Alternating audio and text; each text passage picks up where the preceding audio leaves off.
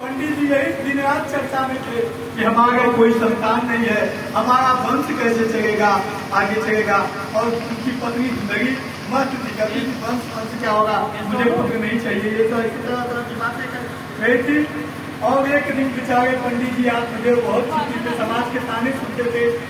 पंडित जी अगर पंडित जी को कोई संतान नहीं है, ये है वो है, पंडित जी अपना तरह तरह के गाना सुनते थे। एक दिन विचार किए, अपने पत्नी से कहे तो पत्नी नहीं सुनती। पत्नी को छोड़कर पंडित जी जो है आत्मदेव जी महाराज जंगल में जा पहुंचे। जंगल में वहां जाकर उन्होंने देखा, उन्होंने विचार किया कि हम अपना प्राण त्याग देंगे। पहाड़ के नीचे से गिरना चाहा तो एक संत पुरुष, भगवान ही संत के रूप में आए थे। उन्होंने कहा अरे ब्राह्मण आप आत्महत्या क्यों करना चाहते हैं? तो कह रहे मुनिवर रोकिए मत, मैं आत्महत्या करना चाहता हूँ। तो कहा क्यों आत्महत्या करना चाहते हैं? तो आत्मदेव ने कहा प्रभु मुझे कोई संतान नहीं है, मैं इस कारण आत्महत्या करना चाहता हूँ। तो मुनिवर ने कहा आप संतान के लिए आत्महत्या करना चाहते हैं, संतान का इतना सुख कहाँ मिलता है? तो कहा महात्मा हमने सुना है कि यदि किसी संत की कृपा हो जाए तो संतान प्राप्ति हो जाती है, भगवान की कृपा नहीं हो रही है।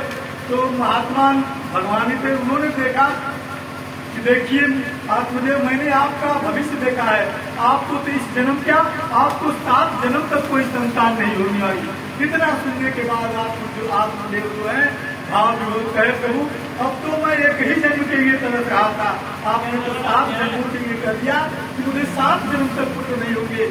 अब मैं जरूर से जरूर प्राण त्याग दूंगा। अब किसी संत के सामने कोई ब्राह्मण आत्महत्या करे वो भी है कि भाई ब्राह्मण है मर जाएगा तो मुझे ब्रह्म हत्या कर देगा। अब उन्होंने आत्मदेव को पकड़ लिया, चिंता मत करो, तरह तरह से समझाया आत्महत्या बहुत बड़ा पाप है, नहीं करना चाहिए। ऐसा कहकर आत्मदेव को समझाया। आत्मदेव उस संत को पकड़ के बड़े विवल हो गए, फुट फुट कर बोले गए प्रभु अब आप ही हमारी रक्षा कर सकते हैं, तभी हम नहीं तो हम आत्मदाह ही करेंगे।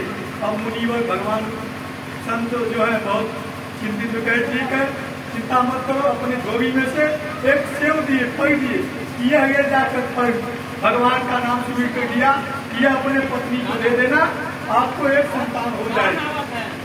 इतना मुनिवर की बात सुनकर, संत की बात सुनकर आत्मदेव अपने घर पर आए, जंगल से चलकर घर पर आए और घर पर आकर अपनी पत्नी को बुलाया, चिढ़ाया। पत्नी हुई, पत्नी से कहा देखो हमें आज एक महात्मा दिए, ये फल दिए हैं, ये इसे तुम लोग खा लेना और एक हमें संतान हो जाएगी। और उसने फल को रख दिया, बिचा हुआ तो गई, जैसा नाम था वैसा गुण था। उसने कहा ये कौन संतान के चक्कर में पड़े, अभी हमें संतान नहीं चाहिए। तब ये 5 पड़ोस की आ गई, कही अरे देवी यदि आपके पति ने फल दिया है तो आप खा लेना, बहुत अच्छा है, महात्माओं का फल वैसा लगता है, अच्छा लगता है, खाएंगे तो हो सकता है आपको संतान की प्राप्ति हो जाए। परंतु उसने फल रख दिया तो कहा कि अरे देवी मैंने सुना है कि यदि गर्भ धारण हो जाता है तो बड़ा कष्ट होता है, बहुत दिक्कत होती है, कैसे काम करना पड़ेगा मुझे सब काम। मतलब उसकी पड़ोसी ने कहा कि आप अपने बहन अपनी ननद को बुला दीजिए। तो जिंदगी ने कहा कि ननद को बुलाऊंगा तो ननद जो है मेरी बहुत कंजूस है, आके मेरा बहुत सारा खाएगी, बहुत कंजूस है, मैं ननद को नहीं बुलाऊंगी। तो कहा अपने बहन को ही बुला लेना। ऐसा बात हो गई थी, पैसा करके पड़ोसनी जो है चली गई। उसी समय दुर्दगी की बहन आ गई, दुर्दगी की बहन आ गई। उसने कहा अरे दुर्दगी बहन तुम सही समय पे आ गई हो, देखो यह पंडित जी ने एक फल दिया है, तो इसने कहा है जिसके खाने से हमें गर्भ धारण हो जाएगा। तो दुर्दगी के बहन ने कहा कि हमारे पास तो कई बच्चे हैं, मन में विचार किया कि हमारे पास तो कई बच्चे हैं, अब इसको हम क्या कहें, इसको थोड़ा बहका दें।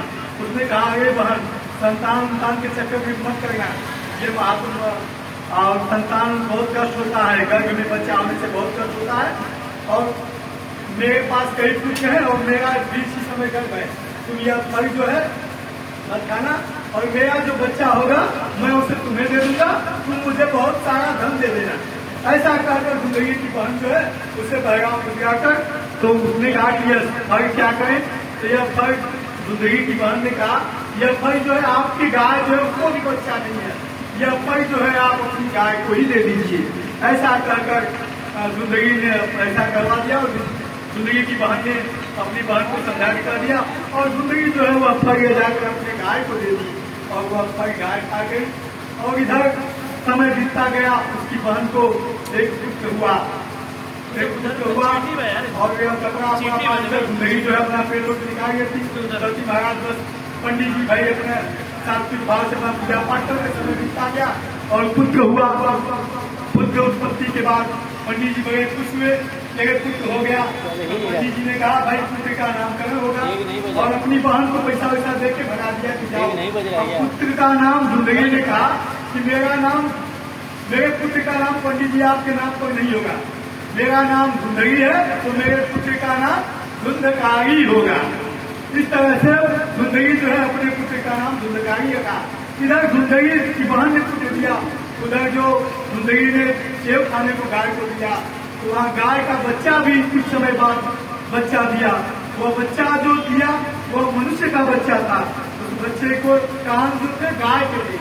अब बड़ा आश्चर्य हो गया, सभी गांव के लोग देखने लगे। पंडित जी के तो भाग्य जग गए भाई, पंडित जी को एक बच्चा नहीं दो बच्चा हो गया। पंडित जी के बच्चा ने भी पंडित जी की गाय ने भी बच्चा दिया है और पंडित जी ने उस गाय के बच्चे का भी नाम रखा गोकर।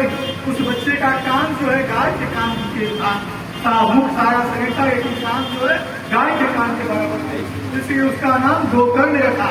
इस तरह से नामकरण हुआ और जैसे समय बीतता गया धीरे धीरे जो है धुंधकारी, इसलिए नाम जो है अच्छा रखा जाता है। जैसा नाम रहता है, जैसा संस्कार रहता है, उसी तरह से होता है। गोकर्ण जो है महापंडित अपने पिता आत्मदेव के साथ पांडित्य कर्म भागवत पूजा पाठ नित्य करते गए, पढ़ने गए। और धुंधकारी जो है नित्य जो है धुंधकारी क्षय हो गया, नित्य चोरी करता, अपने माता से पैसा लेता, खाता पीता, खेलता कूदता, उसका सत्संग जो है बेकार हो गया। संतों का संग रहता है तो अच्छा बनते हैं और संगों का संग मिलता है तो बेकार बनते हैं। धुंधकारी का संग जो है बहुत गड़बड़ हो गया। समय समय बीतता गया और धुंधकारी एक दिन धुंधकारी इतना बड़ा प्रचंड धुंधकारी खड़ हो गया कि अपने पिता को मारने के लिए दौड़ा। पिता ने कहा कि अब छोड़कर मैं जाता हूँ, जाने लगे और पिताजी चले दिए जा रहे थे तो गोकर्ण जी ने उन्हें भागवत सुना के कहा चले गए और गोकर्ण जी को भी परेशान किया। तो गोकर्ण जी भी चले गए अपने आश्रम पढ़ने की यात्रा पे चले गए। और इधर जो है धुंधकारी जो है अब उसकी माता धुंधली बची, तरह तरह के प्यार से अपनी माता को भी कर देता, घर पर ही चोरी करता, वैश्याओं के साथ गलत होता, दिन रात ऐसा करता, घर पर जाता, घर की संपत्ति की सब नष्ट कर देता। एक दिन जो है उसने अपनी माता को भी धन के लिए धन को परेशान कर दिया, घर के सारे धन नष्ट कर दिए। एक दिन उसकी माता ने विचार किया कि अभी अब पता नहीं क्या करेगा। अब मैंने जो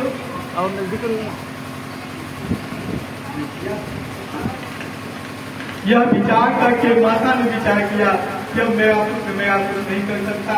ऐसा करके माता रात्रि के अंधेरे में घर छोड़ के भाग गई थी। उसके आंगन में ही कुआं था और कुएं में गिरकर मृत्यु को प्राप्त हो गई, जिंदगी भी चली गई। अब उसको कोई बोलने वाला देखने वाला था, कोई गार्जियन नहीं रहा। अब धुंधकारी जो है निश्चित हो गया। अब जो अभी तक तो वैश्याओं के यहाँ जाता था, अब वो जो 5-5 वैश्याओं को अपने घर पर लेकर आता रखता था। घर की जो धन संपत्ति थी सब धीरे धीरे समाप्त हो गई। अब धुंधकारी जो है धीरे धीरे चोरी करने लगा, चोरी पर उतार हो गया। और एक दिन धुंधकारी जो है 5 वैश्याओं को घर में रखकर राजा के यहाँ, गाँव के उस राज्य के राजा के यहाँ से चोरी करके धन लेकर आया। और रात्रि में सिपाही लोग भी उसके घर पर पता करने आए तो वैश्याओं ने कहा यहाँ कोई चोर नहीं आया है। और धुंधकारी को रात में वैश्याओं ने अपना वैश्यमृत करके कहा कि विचार किया कि यह तो अब इतना हो गया कि राजा के यहाँ से धन चुराने लगा, अब हम लोगों को इसको आज रात में समाप्त करके ही जाना भरा होगा, नहीं तो हम लोगों की भी ऐसा कर उसी रात्रि में जो है वेश्याओं ने उसे खटिया में चारपाई में बांध कर जगाकर कहीं पे जगाकर मार डाला। उसके बाद जो था उसे डालखन के उसी के आंगन में गाय के रातों रात जो धन संपत्ति थी सब वैश्याओं ने लेकर उसके घर से भाग गए, घर पे दागा बंद हो गया। इधर गोकर्ण जी जो है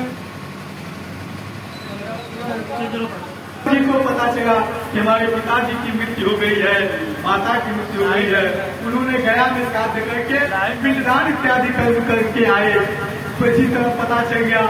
घूमते फिरते जब अपने घर पर आए तो घर पर ताला देखा, घर पर तरह तरह की समस्याएं देखी और अपने भाई का भी पता चला कि वह भी मर गया है, उसका भी पिंडदान इत्यादि कोशिश यही सब कर दिए। उसके बाद भी जब रात्रि में गोकर्ण जी अपने घर में विराजमान हो रहे थे तो उन्हें बड़ा भयानक भयानक, कभी हाथी, कभी घोड़ा, कभी गधा, कभी तरह तरह के अनेक अनेक रूप में धुंधकारी जो है प्रेत बन गया था वह दिखाई दिया। तो गोकर्ण जी विचार करने लगे कि यह क्या हो रहा है। तो किसी प्रकार से गए और ऋषि लोगों से, संतों से पूछा तो उन्होंने कहा कि आपने तो गया श्राद्ध सब कर दिया, अब उसके मोक्ष के लिए आपको जो है श्रीमद् भागवत कथा करनी पड़ेगी। तो ऐसा सुनने के बाद गोकर्ण जी जो है वहां पर जब श्रीमद् भागवत कथा की तैयारी की तो वह प्रेत रूप में था, वह कहीं एक जगह स्थिर नहीं हो पाता था। धुंधकारी जो है यहाँ कहते तो वहां भागता, वहां कहते तो वहां भागता, तरह तरह से कहीं भागते। तो गोकर्ण जी जो है एक जो है 7 गांठ के बांस लाए और बांस में भगवान का एक श्लोक पढ़ करके आह्वान किया और उसी में आकर बैठ गए। और जस गोकर्ण जी जो है श्रीमद् भागवत की कथा एक दिन की कथा समाप्त किए तो बांस का एक गांठ फट गया, दूसरे दिन की कथा समाप्त किए तो 2 गांठ फट गया, तीसरे दिन की कथा समाप्त की तो तीसरा, इस तरह छठवें दिन 7वें दिन जो है सप्ताह की कथा पूरी करने के बाद वो बांस जो है फट गया और जो गोकर्ण जो धुंधकारी था वो साक्षात 4 हाथ और चतुर्भुज रूप में साक्षात भगवान के पार्षद के रूप में प्रकट हो गया। और उसने गोकर्ण अपने भाई का स्तुति करिएगा, आप हमारे भ्राता हो, आपको मैंने इतना सताया, आपने मेरे लिए ऐसा किया कि मुझे साक्षात जो है भगवान के परम पद को प्राप्त हो गया, मुझे अमृत भी मिलता तो आज यह मोक्ष नहीं मिलता जो आपने आज यह कथा सुनाई है। इस प्रकार से मुझे यह मोक्ष प्राप्त हो गया है। बोलिए श्री कृष्ण भगवान की।